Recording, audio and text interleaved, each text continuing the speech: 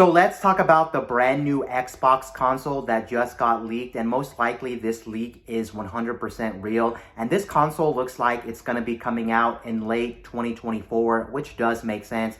The Xbox Series S and X did come out in November of 2020, so you can see they had some time to actually deliver, and this does make sense.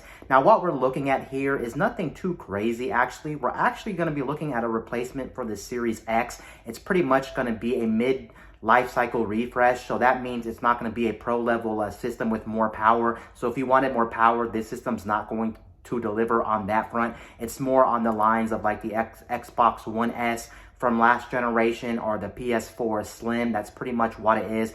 It's basically one of these systems that's going to be a little bit more power efficient. It's going to have a little bit different design. They're going to tweak things here or there when it comes to what it's capable of doing. But when it comes to the actual raw power of the thing and how games actually play, it's going to play exactly the same as the Xbox Series X that's currently on the market. Now, the weird thing about this is the fact that the price of this thing is going to be $499. And I really do find that hard to believe, just due to the fact that the one major downside to this console is the fact that this console is not going to have a disk drive.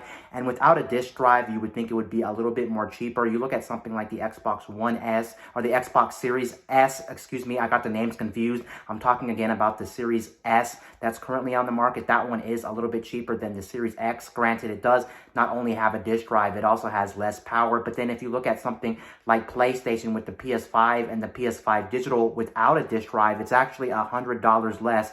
So I don't know why they'd be charging $499 for this thing. It just doesn't seem logical, since the disk drive won't be in there. It would be a little bit cheaper for them to manufacture this thing. And you do have to remember as well, this thing is actually using the same processing power as the Series X that's currently on the market. So you would think as time goes on, prices of different things when it comes to the actual chips, when it comes to the motherboard and things like that, would be a little bit cheaper to produce. So I don't know if $499 is really good for this thing, just because it doesn't have a disk drive and things like that. And it is kind of expensive at $499.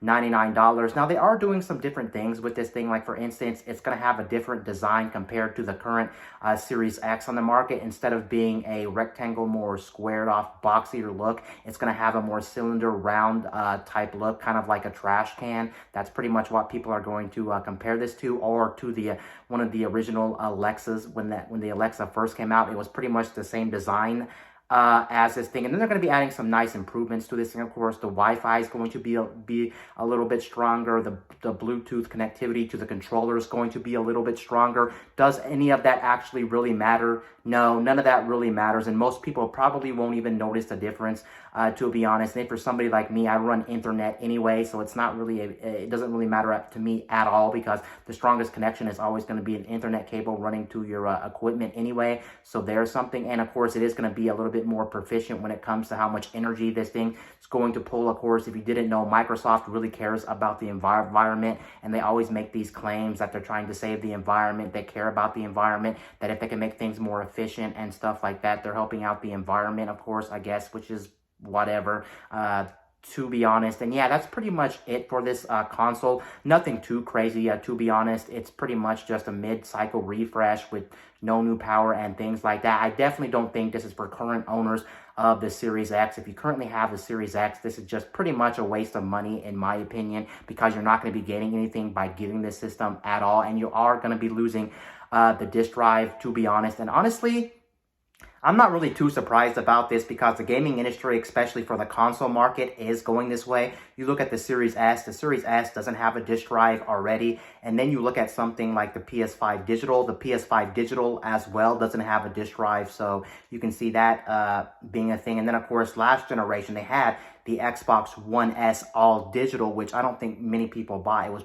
too expensive for what it is, considering how much the price difference was between a regular One S and the One S All Digital. It didn't make sense, but you can see they're really toying with the idea of an all digital feature, and I totally understand. It does cost extra money to print these physical discs and physical boxes and things like that, and it's really not practical. And it does save them money by throwing these games on storefronts like the Microsoft Store or the PSN Store or the Nintendo eShop. So why would they want to have physical things? And you do have to realize as well, it's not just about the price that they have to take in consideration when making a lot of these things. You have to remember as well, they want to kind of take out physical media just due to the fact that a lot of people get their games dirt cheap, and a lot of times they're not even supporting the developer at all when they're buying a game used, and when they're renting a game and things like that. They're just pretty much not supporting the devs at all, and this is a reason to control prices on like the Microsoft Store, the PSN Store, and things like that. So I would see why Microsoft would want to do this, to be able to control the prices and make sure people are paying the prices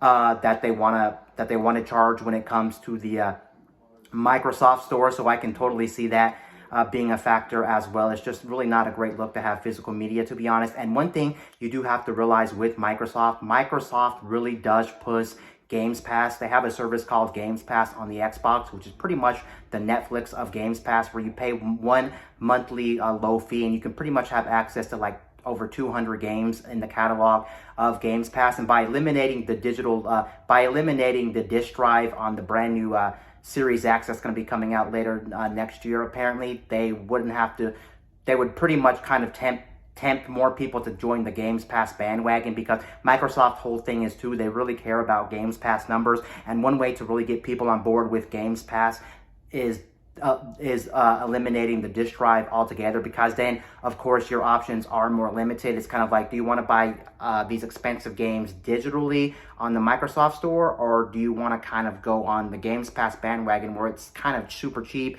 You get first party titles day one, you get all these different benefits, and you have, the biggest benefit is you have access to over 200 games in the Xbox Games Pass catalog. So that's one reason why they would want to do this. And overall, I definitely see this being a thing, and most likely next generation after this generation, most consoles, if not all gaming consoles, are going to be digital only. It only makes sense, and it's a no-brainer. It kind of does suck that that physical media is on the way out, because there is a lot of benefits to physical media. The biggest one is going to be, especially more so on the Microsoft side, backwards compatibility. Backwards compatibility is a big deal for the Microsoft brand, because last generation they really toted backwards compatibility as being a big thing. But if they're going to be removing the disk drive here, that does mean on the next console that's coming out next year, which is the replacement to this Series X, that would technically mean that you'd be losing a lot of backwards compatible games that just aren't on the storefront for the Xbox. And that does suck, because right now you have access to a lot of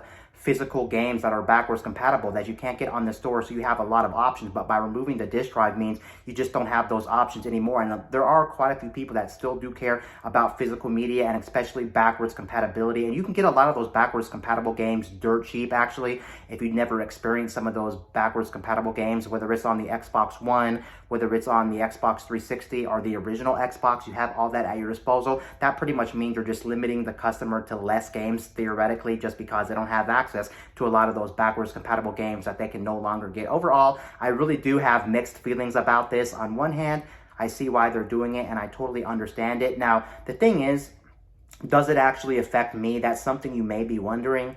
On the Xbox side of things, no, not really, just because nowadays, honestly, most of my time playing Xbox, I either buy my games digital, which I pretty much don't do anymore at all. I'm either playing free-to-play games or I'm playing Games Pass games, because I think Games Pass is a good deal and it suits my play style, and there's enough on there, at least at the current moment, that I'm actually enjoying. So it's kind of like, yeah, why would I want to buy games at $70, since a lot of games nowadays are $60 to $70 for a big release? It kind of makes more sense to go with Games Pass, and they have multiple tiers of Games Pass as well. And since Games Pass is so cheap for the amount of value you're actually getting, I'm always on Games Pass anyway. But there have been times, like for instance here, where I did want to buy a backwards compatible game, like for instance Monster Hunter World. I wanted to check it out for the first time, so I actually did get a copy of this. I got this super cheap for about $4, and you can see with physical media, there's really no way, with digital media, there's really no way you're going to be getting games super cheap. Even a game like Monster Hunter World right now, if you were to buy it on the Microsoft Store, even on a sale, which this game I have seen on sale quite often on the Xbox Store, you're still going to be paying roughly about $19 for this game, whereas a third-party retailer or somebody can easily discount this game for dirt cheap. And like I said, I got this for $4. So it's not like I don't use physical media. Sometimes I do want to play a game and I want to get it as dirt cheap as possible, so I go ahead and buy it used at a very cheap price. But again, I'm not supporting the developer when I buy a game like this used, just because they don't get a cut of the money, since it's not a brand new game, since I'm buying it used, and it does suck. Alongside that, I did forget to mention as well really quickly, they are releasing a brand new controller, which is kind of cool. It does have some pretty cool features. Some of the cool features is, supposedly from the leak, they're going to have haptic feedback just like the PS5 triggers do, which is kind of cool. And they're going to have a new feature where it has detection when you lay it down on a table and you pick it up. It's going to be able to tell you, it's going to be able to pretty much turn on without you having to press the button. It's going to have a motion detector on there when you pick it up, which is actually pretty cool. And then one of the biggest features, which is actually nice, which I think the stock controller should have had to begin with, is it's going to have a rechargeable, removable battery apparently when you get the controller. So that's actually very nice. I'm not sure if it's going to use AA batteries or not alongside that, or you have the option to use that. But if you have the option to use that, it would technically be the ultimate controller, having a battery pack and then having AA batteries, which the current controller for the Xbox brand right now, you can actually use battery packs or you can use AA batteries. They just don't give you battery packs in the actual box for the actual controller. And then I think another reason, really quickly, another reason why they're actually going to make this system digital as well, not only all the reasons I just explained. Apparently, a lot of people are already on board with the whole all digital future, at least on the console side. Apparently, when it comes at least to the Xbox brand, more people are on the Series S, but it's probably just due to the fact that the Series S is a much more cheaper alternative to the Series X. Of course, we're talking $500 versus $300, so you can see it makes sense that a lot of people who are unsure about gaming or just want to dip their toes in the Games Pass library, who play on other platforms, the Series S is actually a great console. But yeah, if this thing really does take off and a lot of people buy the Series X, the new refresh that's coming out later next year in late 2024, then yeah, most likely the next generation again is going to be an all digital future without a doubt. Will Nintendo go all digital? I'm not too sure about that, but right now this is just very interesting. It is disappointing that it wasn't a leap in performance or anything like that, kind of like the refreshes, or kind of like the refreshes, or the next pro level systems we got last generation with the Xbox One X and the PS4 Pro. It's kind of disappointing there. So yeah, nothing to really be concerned about here. I think this is just a system. If you already have a Series X or even maybe a Series S, just don't even worry about this system. It's not really going to gain you anything, and it's really expensive if this thing is true and it does come out for $500. And I am a little disappointed with everything I'm hearing about this console. Again, it's an all digital console.